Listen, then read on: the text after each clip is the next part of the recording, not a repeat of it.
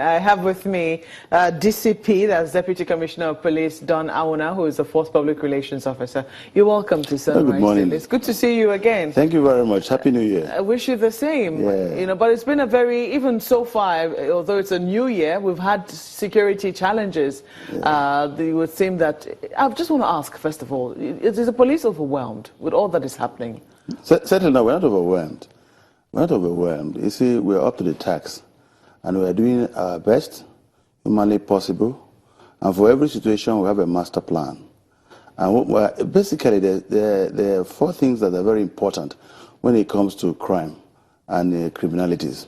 First and foremost is, what do you have as preventive measures or preventive techniques? Then what is your detection rate? What is your clearance rate? And of course, what's your response rate?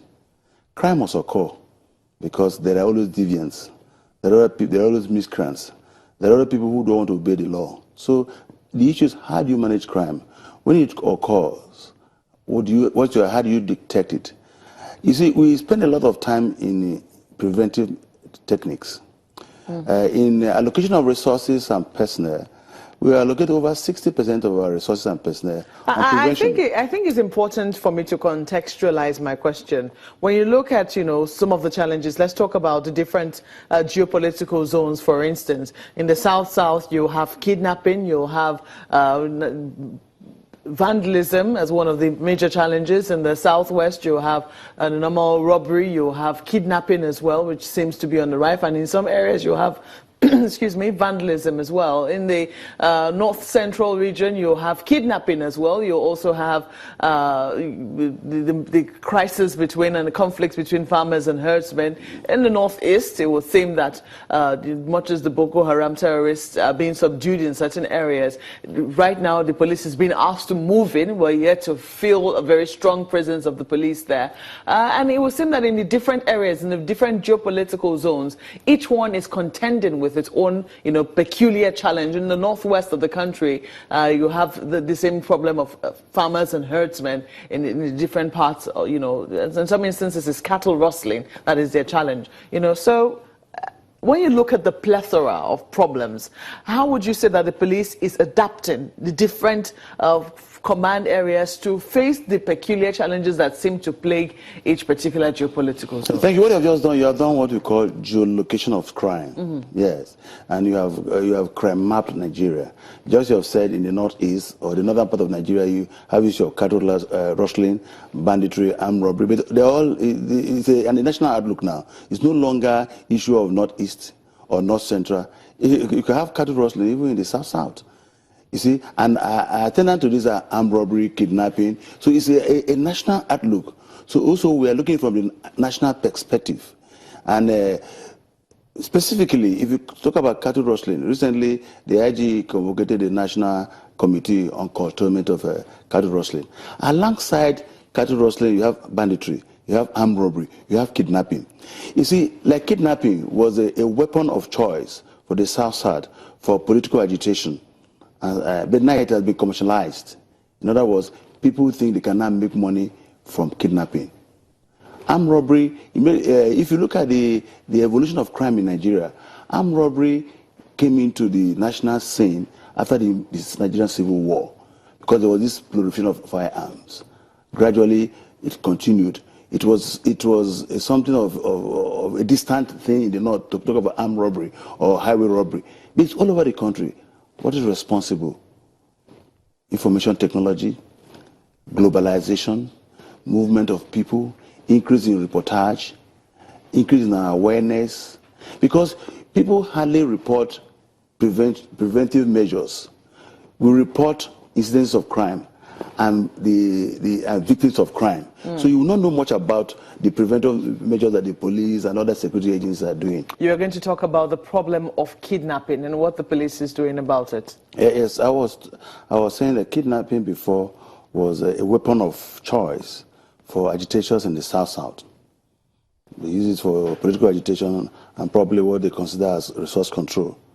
And it was restricted to expatriates. But now we know it's gone commercial. It is now gone commercial, becoming an enterprise. And it's no more of you cannot only geolocate kidnapping, it starts a national outlook. Because down to the villages, young ones are kidnapping people for goods, kidnapping people for 10 naira, 20 naira, 1,000 naira.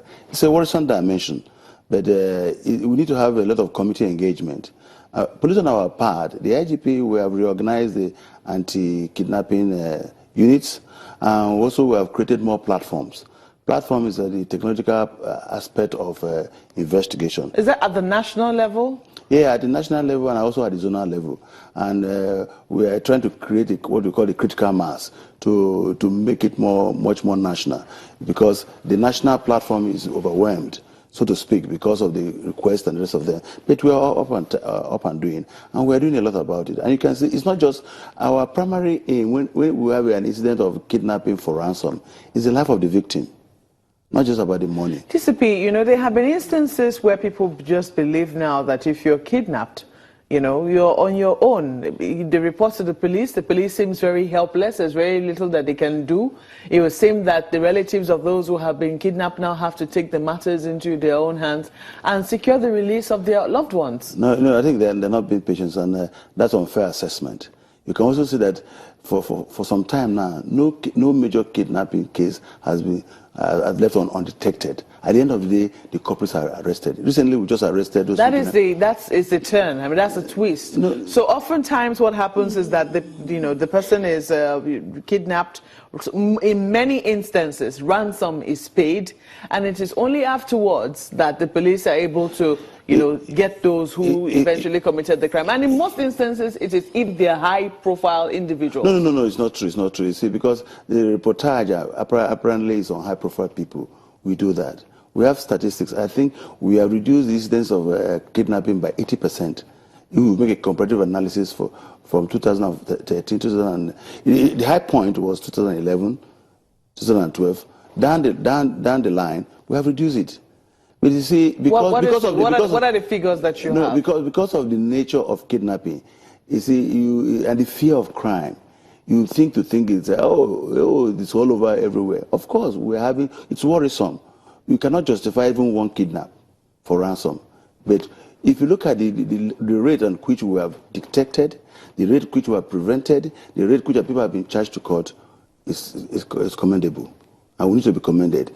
But you see, kidnapping haven't given us any figures. So it's difficult for us to judge the rate. You said that 2011 was the high point. Yes, I said we have reduced it by 80%. From what to what? You see, from where take for instance, endemic areas like in the South. Endemic areas in the South. In 2013, 2011, we have about 70% increase. But we have reduced it. You see, I wouldn't want to start giving you, say, 30 cases of. I will do that later. But what I want to what I want to put across to you that we have had a high reduction of case of kidnapping. Through preventive measures. You must agree with me that that's the only way our audience will be able to appreciate. Yeah. I mean, if we're able to say, for instance, we used to have 100 cases of kidnapping on a monthly basis. Yearly. Now, nationally, yes. We used to have it before every month about 4 cases when you distribute by states. 10 cases of kidnap for ransom. Per state? Per state on weekly basis. Maybe in 2011. But now you can have hardly one in a month. But because of the reportage of a high-profile case, do you understand? And you see, when you talk of kidnapping for ransom too, you must also talk about reported cases. You don't talk in isolation. Do you understand? If people have quarrels and you say, it's kidnapping, everything you do now, people consider as kidnapping for ransom. One, if you kidnap somebody, there's a difference between kidnap for ransom and abduction.